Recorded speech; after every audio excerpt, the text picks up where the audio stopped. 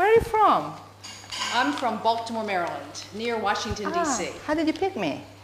TripAdvisor. Oh, thank you for that. Thank you for coming. Oh, we're excited. Thank now you. that we found you, this is exciting. What a beautiful kitchen. Thank you. Thank you. Make yourself at home. Fresh pasta with a seasonal dressing, which is zucchini blossom. Then we have a fillet of fish. We actually learn how to fillet fish with eggplant and cherry tomatoes. And then we have a very nice chocolate dessert. But the first things that we are going to do are two. One is to process the eggplants, and second, make the pasta. First we go there and we slice the eggplant and we sprinkle salt, and then we come here and make the dough. Finally learned how to cook. I can't put A it little off thicker anymore. than that. Make it thicker, yes. And the same, sprinkle with salt. Oops. Now this is your aunt right here? Yes. Are you guys of Italian origin or no? No. How did you dare to come and take a cooking class? Well, I have rented the apartment in Florence for 3 weeks, which I like to do to have an experience of living in a city. And so I had a friend come for 1 week. Whoops. And then, That's okay, don't worry, it's just salt. And then my niece came for the second week, and then I have a third week by myself. But she has a reason why she's here. Would you tell? I need to learn how to be a good wife. Okay. Does your husband love Italian cooking? He does. He sent us to some of his favorite restaurants in Florence. If one of your first thoughts was to come to visit, the wheat is divided in two main groups, durum or hard wheat and tender wheat. The main difference between them is just in the percentage of the amino acids that I told you before, the production, the development of the gluten. This is the tender wheat. And this is the semola, which is what we are using today to make pasta. Farina. Farina, flour, is yes. what you call regular flour. yeah, We don't have regular in Italy. We don't use that word. In Italy, nothing is regular. We know that. Yes. Okay, for every egg, we need about 100 grams of flour. You don't know grams, but it's a little more than 3 ounces. Don't use cups. Huh? Don't use cups because they are a volume measure. They have nothing to do with cooking. So about a little more than 3 ounces of flour. Go with 1 egg. And this amount is good for 2 people. Then we put also a pinch of salt. For the reason we already know, that is attracting the water. Because if we put the salt inside, this dough will never get dry. Because the salt attracts the water inside. And we want it. We want it soft and workable. Because we have later to stretch and to play with it. So a pinch of salt. Then we crack 1 egg in the middle.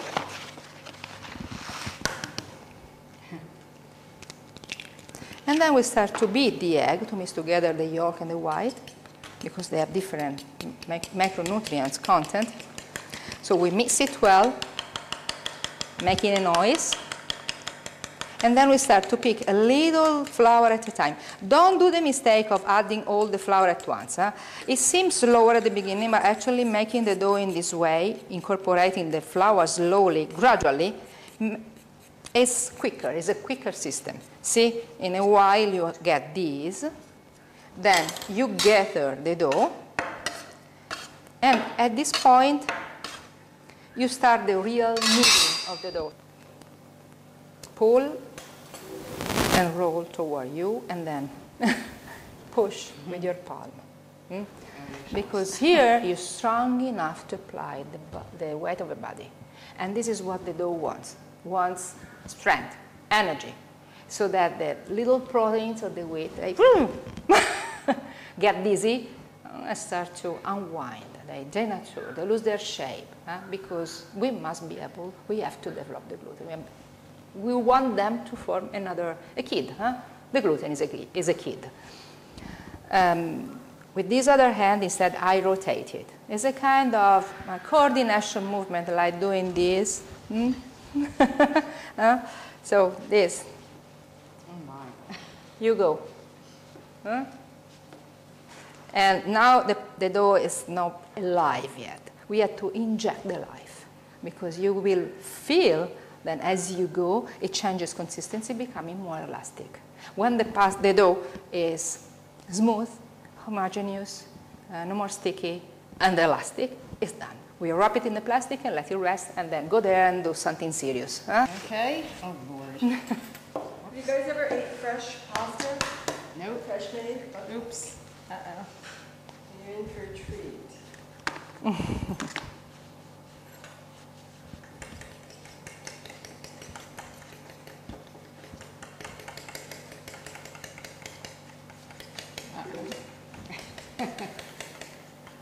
Now, how much cooking experience have you had, like, outside of the house? Home ec? When I was younger, I did, because it said my mom cooked a lot. Mine's kind of No, don't put all the flour at once. Stay far from the flour and keep on doing the same. I mean, incorporating, taking a little flour at a time as you go, as you need. I come to your side. stuck to my Michelle, hands. do this with the flour I'm giving you. Mine have a problem. Okay, This is and like your take it. trainer, your personal trainer here. I go to a personal trainer for my exercise. No, don't do this. Oh. You have to, look, hold it, fold, Oh, okay. and then change the position and press. Okay. It is not important if you go slow. Huh? Okay. Do this and do this. Then you get the movement. At the beginning, go slow. Never mind. Don't worry. Okay. We have a lot of pasta. I have pasta for 6 people today. And this will be good later. You fix it. Okay. It needs to be fixed. Mm-hmm.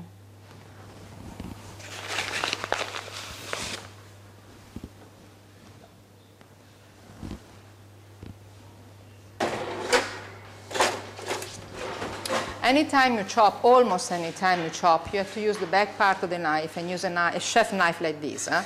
Keep it perpendicular to the cutting board, and for the chocolate, which is pretty hard, not today because it's hot. Anyway, you keep the point down. Keep the point down on the board and use the back part of the knife to cut it, to shred it. Huh? Hold the back of the blade and go down. Michelle, you want to try? Sure.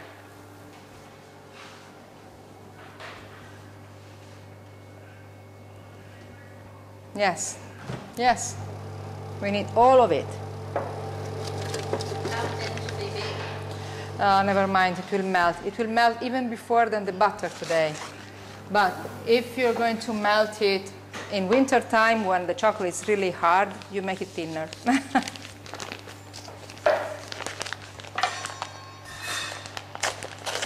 Today the chocolate will melt before the butter. It's pretty hot out today. Yeah. Goes with the butter. You have all the proportions in your recipe. And we melt butter and chocolate together in a double boiler. And meanwhile, as the chocolate melts, sometimes occasionally we go there and stir. Meanwhile, we can separate 4 eggs. Chocolate and butter together. 4. We need 4. Oh, Lord. Here, I'll use your hand. Put your hand out. Oops.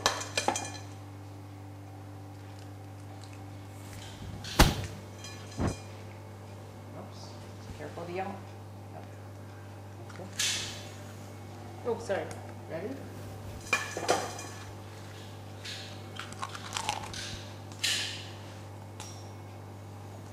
Sorry. I have to like get that clumpy to it.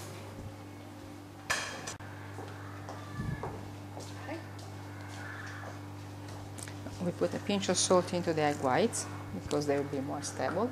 And then we put the sugar into the egg yolks. First we go to whip up the egg whites and then the egg yolks.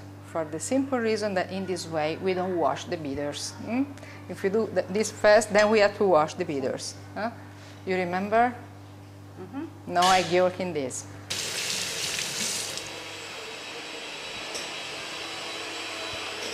Like that? See? Now do this.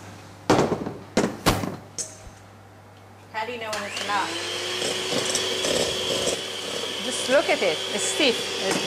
It looks like snow. In Italian we say montare a neve. Neve is the word for snow. It looks like snow.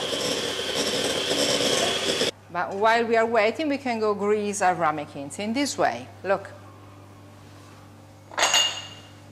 With the hands, huh? We have wonderful instruments. Second, and then just grease, just a thin layer of fat. And then in the first one, we put some flour like this.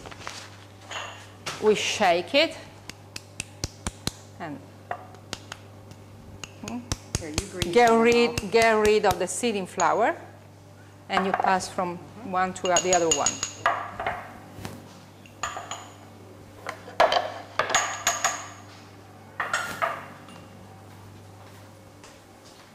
This is the chocolate, the melted chocolate. What should I do with this? Leave it here, we take care of it. We let it cool down a little bit, and then we add to the egg yolks. Eggplant parmesan. What is that? It's a layered dish. We have to deep fry the eggplants and to layer them in a baking pan with tomato sauce, grated Parmigiano or grana, and slices of mozzarella. So we have to do the tomato sauce. The tomato sauce, there are hundreds of ways to make a tomato sauce. What you have in your recipe is very simple. We have to heat the oil with the garlic. When the garlic melts nicely, we add the tomatoes, the basil, a pinch of salt. That's it. But just a few minutes to create a nice sauce, and we can utilize these minutes. We are waiting for the chocolate to cool down to do this tomato sauce, right? Right. Do you remember how you chop the chocolate? With the back of the blade. Do the same with the garlic, using the back. And then do this. Right. Yeah, keeps your fingers away.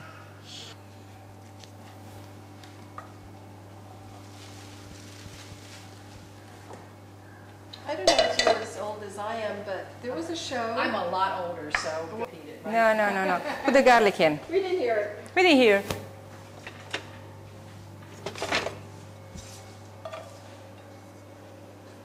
Okay, we wait until this garlic smells fancy. Okay.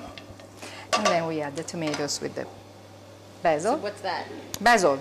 But what's in it? Just tomatoes? Tomato. Pureed tomatoes. Or you just puree them in like a food processor? See, it's just pureed tomatoes. It's not. The skin and everything.